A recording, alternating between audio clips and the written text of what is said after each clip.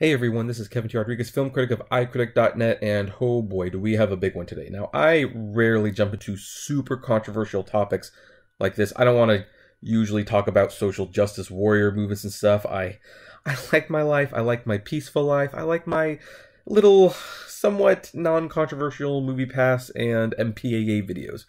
But something happened last week that definitely made me sit up, take notice, and I noticed something about this whole controversy that no one was really talking about, so I've decided it's time for me to share my opinion. Now, as you all know, John Lasseter was fired about a year and a half ago, something like that, for inappropriate hugs and touching and kissing at Pixar, basically making it a very uncomfortable work environment. Now, it has to be mentioned, because other people have brought it up, that John Lasseter is not a Harvey Weinstein-level offender. He was not getting in the way of people's careers by saying, you have to do this with me or I will not promote you. He was not, he has no criminal charges against him. He basically was just accused of making the workplace very, very uncomfortable, and at least to one woman, probably did stall her career because the management was trying to protect him, and in protecting him, they kept women out of places that they probably needed to be to advance their career. So I'm not exactly defending him here. I think he did probably need to be fired. Now, was it egregious enough for him to never work again? I don't know if I'm going to go that far. And he, left Disney, probably deserved to, but then 9 days later, Skydance actually hired him as the CEO of their new animation company because they want to make a splash in the industry. Now, people, of course, are asking, why would you do this? Look at the environment he created. Well, I'm going to give you two reasons why. Toy Story and Toy Story 2. Two of the greatest movies ever made. And a third reason, now that I think about it, but didn't grab it, Cars, a billion-dollar toy franchise. You cannot take these successes away from John Lasseter. And they would obviously want talent like that. Now, from what I understand, they did their own little investigation, and they found them to be not as egregious as the reports led to believe. But they did put in his contract that if there are any complaints about inappropriate touching or physical contact or whatever, it is on him, and they will not hesitate to fire him. And from what I heard, they had a meeting with the animators, and the animators weren't even so much concerned about the environment. They were concerned about keeping their jobs since they were hired by another person, which, they explained, yeah, you're going to keep your job. Now, here's where it got really sticky for me, because a lot of people had different opinions on this whole matter. Some people were pretty happy to see John Lasseter be back again because they like his movies and they want to see more of them. Some people were absolutely furious about that. They felt that this sent a wrong message, and I will let you decide whether or not that was the case or not. And then some were kind of in the middle who it's like, yeah, we like his movies, but I don't know if we want him making any more. Maybe we can just enjoy the old ones. So people had very, very mixed reactions to the news. But Time's Up actually had a full statement prepared, and the statement posed some really unique problems for the whole Time's Up movement by making this statement that I don't think a lot of people are realizing. So let's read this statement. I'm going to put it up on the screen. And it says, Skydance Media's decision to hire John Lasseter as head of animation endorses and perpetuates a broken system that allows powerful men to act without consequence. At a moment when we should be uplifting the many talented voices who are consistently underrepresented, Skydance Media is providing another position of power, prominence, and privilege to a man who has repeatedly been accused of sexual harassment in the workplace. People often ask when a man who has abused his power gets to come back. There is no simple answer, but here are our first few steps. 1. Demonstrate true remorse. 2. Work deeply to reform your behavior. 3. Deliver restitution to those you harmed. That's the bare minimum. Hiring decisions have consequences, and offering a high-profile position to an abuser who has yet to do any of those things is condoning abuse. Signed, Time's Up. Now, here's where it's very, very interesting, because in many of the cases where Time's Up, Me Too, have called for people to be fired or removed, or they've demanded something be done, what's interesting is that they haven't exactly demanded usually outside of the firing, what needs to happen for this person to be forgiven.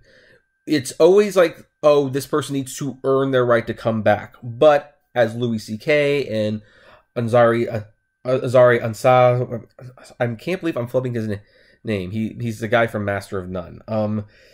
As they have proved, coming back is difficult because there's no set, guideline for them. They don't know what people want from them. They tried apologizing, they tried staying away for a little while, and then they come back, and then people are mad that they haven't come back. And they're like, well, we're just going to do what we want because there's no rules. We can't please anyone. And what's interesting about Time's Up is that they have actually laid out some rules for what they want. So let's look at these rules because I think there's problems on two levels for this. Here's the first problem. Number 1 says, demonstrate true remorse. Well, technically, John Lasseter did apologize right away, and he immediately went on a 6-month sabbatical to remove himself from the company. So that seems to check off box number 1. Number 2 is that work deeply to reform your behavior. From all accounts, John Lasseter has been seeking help. He has been seeing a psychiatrist. He's been seeking a counselor. And he has been doing everything that has been asked of him at both Disney and apparently now Skydance. So that seems to check off box number 2. Number 3 is deliver restitution for those you harmed. That's the bare minimum. Now, I don't know if he has actually delivered restitution, and in fact, whether or not Disney has paid people off has come into question. So the first problem we have on one layer is that he seems to have done 2 or 3 of the 3 things, and they're still not happy. But here is the bigger problem, and there's actually now there's 3 problems when I think about it. The second layered problem is, first of all, look at, demand number 1, demonstrate true remorse. Well, what is true remorse in people's eyes? I don't think there's a way you can quantify that. So therefore, any apology or any sort of remorse will be subject to whether or not the individual person believes it is true remorse. So I don't think you can measure that. So that's a problem. At number 2, it says work deeply to reform your behavior. Well, what does work deeply to reform your behavior mean? Especially when one of the punishments seems to be that you aren't allowed to go back to work. How are you supposed to work to reform your character? Again, John Lasseter appears to have been seeking help. He was seeing a therapist, and by all accounts, he was doing this, but to the eyes of many, it's not enough. You can't quantify this demand. And then you have the third thing, deliver restitution to those who you harmed. And this is actually the biggest problem. Let's take away the thing for a second. So here's why I have that problem. I am not saying that there should not be a line for you do this punishment, therefore you pay this crime. And we see this in court all the time. When someone steals a car, depending on the type of car, depending on the intent, will depend, or depending on how many offenses, will depend how much time you get in jail. For anything, really. We have these strict rules for a reason, because they're good measuring sticks to have. There's a couple problems with deliver restitution to those who harmed. Once you put a dollar amount on it, you have 2 problems. First of all, you are essentially saying that every offense can be bought off. I don't know if this is necessarily the message Time's Up wants to be saying, hey, you know what? If you offend us, you should lose your job. Unless you pay this amount of money. Then you can come back to work. At that point, I can see the victim, and sometimes the victims have lifelong trauma over offenses, say, so this is what my lifelong trauma is worth. It's worth X amount of dollars. That, I don't know what that would do to me if I was personally offended by one of these people and they got to go back to work because they paid me a certain amount. What if I felt that was not enough? I mean, so, there's so many problems with this now that I keep thinking about it more and more, because the extra problem is that maybe my value to what I think restitution should be is a different number than other people. But you set that number and it's a really odd thing now. Now you're saying, okay, this offense is worth this much money. This offense is worth this much money. This offense is worth this much money. And that is a very strange concept to get around. That You know, the broken lives of people have a dollar amount that can be paid off. But then the other problem this presents is once you set that dollar amount, then in a sense you are actually almost encouraging the abuse to a certain extent, because like, okay, if you do this and you get caught, this is how much you pay and you will be let back in. That is not a message you want to be sending. Now granted, when you combine it with 1 and 2, that you demonstrate true remorse and you work deeply to reform your behavior, then maybe that's supposed to make up. I don't know. But again, how much is true remorse? What does working on your behavior to reform it, what does that look like?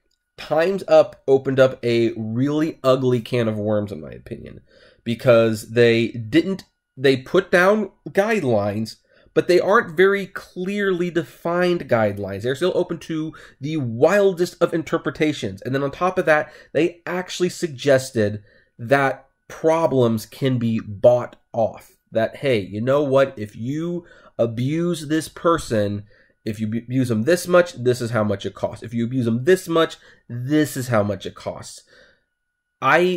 In the situation of the few good things that I believe Time's Up has done, it has got people talking. It has made people, especially women, more comfortable in coming out with the abuse stories and talking to people. I believe that is good. But if you start putting a number on it, because here's the thing, it's, you know, here's the problem, guys. When you put a number on something, that is not justice. That is opportunity.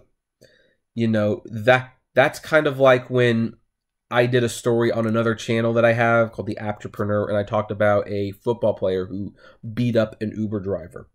And a lot of the comments in there was, well, this is the best thing that ever happened to him because he's going to get so much money. We're trying to end abuse in Hollywood. Do you want to encourage it by saying, hey, if you do it, you can do it. It's just going to cost you this much money to do. That is a very dangerous message to be sending, and I am personally very, very uncomfortable with it. But what do you folks think? Do you agree, disagree? Am I overthinking this too much? I know it's a touchy subject, but I would love to know. So comment below, like, favorite, share, subscribe. If you enjoy my videos, consider becoming a Patreon member. It's totally optional, but even as little as $1 a month goes a long way to helping the channel run smoothly. And it also gives you access to my exclusive Patreon blog. And as always, flame responsibly. Have a good one.